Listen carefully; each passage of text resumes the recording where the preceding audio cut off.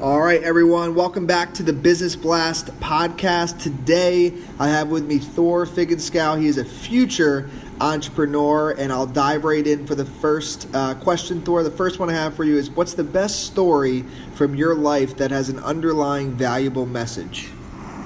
Yeah, so when I was in freshman year of high school, I had a welding class, and in that welding class, I was doing pretty well with it. Every single weld I would turn in would be like an A-plus weld, pretty much.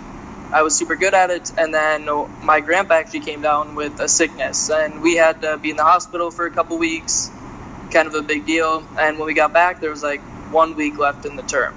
And so when we got back, 1 week left,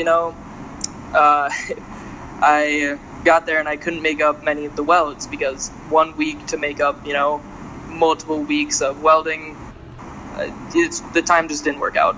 And so the lesson I kind of got from that was no matter how good you are at something, if you don't do the little things, it doesn't matter.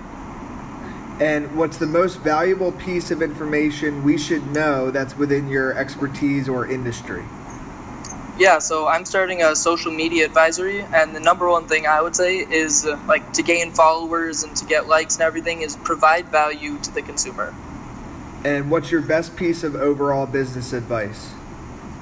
I think just being transparent with your customer or your employees would be the biggest.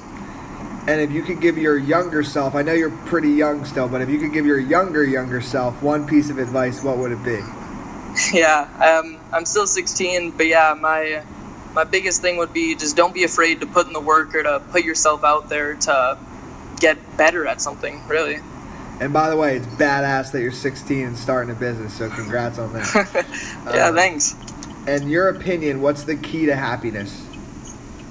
I think it depends a lot on the person, but I think finding something that you really like and finding something that you can do for a long time would be a big key.